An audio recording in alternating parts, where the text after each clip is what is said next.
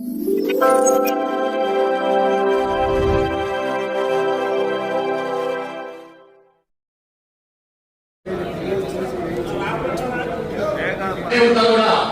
చూస్తామని ఛాలెంజ్ ప్రతిపరం జెండా ఎగరాలంటే ప్రతి యూనిట్ చేయాలి, ప్రశ్నించాలి, పూజించాలి, పనిచేసి రాబో మున్సిపల్ ఎన్నికలలో కూడా కార్యకర్తలే సైనికులు, కార్యకర్తలే బలం.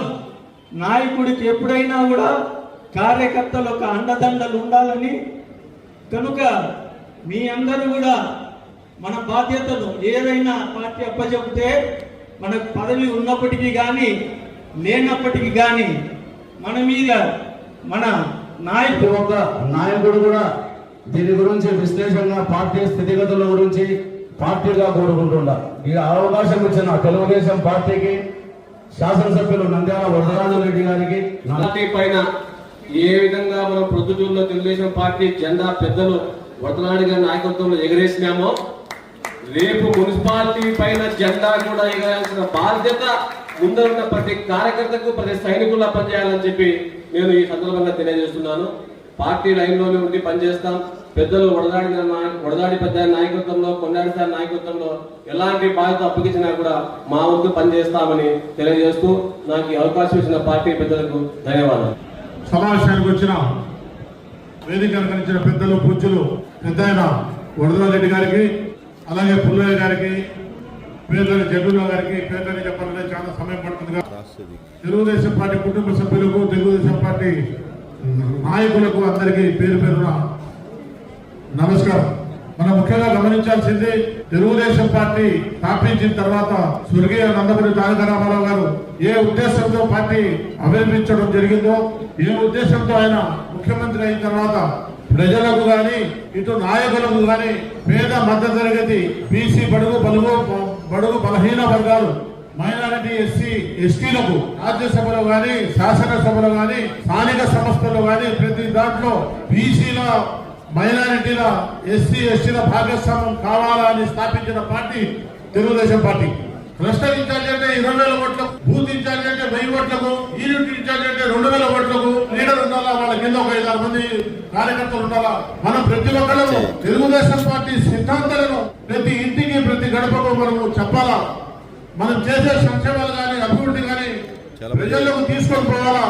మన పార్టీ కార్యకర్తలు ఇది ఉద్యోగం కోసము, మన ఇంట్లో సంసారం గడుపుకునే కోసము పోదు, ప్రజాసేవ కోసమే మనమంతా తెలుగుదేశం పార్టీలో పనిచేయాలని ఒక బహుత్తరమైన ఆలోచనతో తెలుగుదేశం పార్టీ స్థాపించిన ప్రతి పనిలో ఒక అర్థం ఉంది.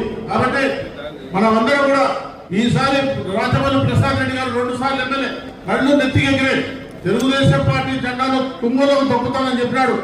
నేను ఎమ్మెల్యే అన్నాడు, నా తర్వాత మా అన్న ఎమ్మెల్యే అన్నాడు, దాని తర్వాత అన్న కొడుకు ఎమ్మెల్యే అన్నాడు, నా తర్వాత నా బావమర్ది ఎమ్మెల్యే అన్నాడు. ఎవరు అడ్డమే రచ్చరంగా లేదన్నాడు. ఈ రోజు తెలుగుదేశం పార్టీ కార్యకర్తలు మనం అందరం కలిసి అతన్ని ఎక్కడికి పంపించడం అనేది మీరందరూ గమనించాలని చెప్పి నేను కోరుకుంటా ఉన్నాం. అలాగే జగన్మోహన్ రెడ్డి గారు రాష్ట్రంలో ఏ సంబంధం లేని కేసులో 52 రోజులు చంద్రబాబు గారిని జైల్లో పెట్టి ప్రతిపక్షాన్ని లేకుండా చేసి ఏకపక్షంగా రాష్ట్రాన్ని వెళ్దాం అనుకున్నాడు. ప్రజలు తిరగబడ్డారు. 164 సీట్లతో చంద్రబాబు నాయుడు గారిని ముఖ్యమంత్రి చేసినాడు. ఈ రోజు అడ్రస్ లేకుండా పోయినాడు జగన్మోహన్ రెడ్డి. 16 నెలలు జైల్లో ఉన్నాడు. వాళ్ళ తండ్రి ముఖ్యమంత్రిగా ఉన్నప్పుడు అవినీతి సొమ్ముతో పార్టీ స్థాపించినాడు. అవినీతి సొమ్ముతో పార్టీని ఏర్పడింది. ఇవన్నీ మనం గమనించాల.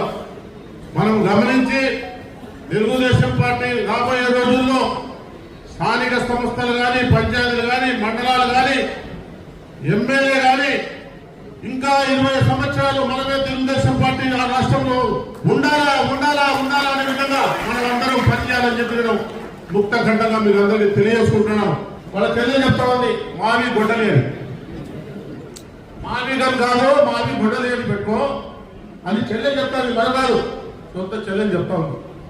కాబట్టి మనం అందరము జగన్మోహన్ రెడ్డి పరిపాలన చూసాం. 3 రాజధానులు అన్నాడు, ఈరోజు మావి గారు అంటాడు. 3 రాజధానులు కాకుండా మావి గారు నువ్వు చేస్తామంటే ఎవరన్నా వద్దలేదా? ఎందుకు చేయలే?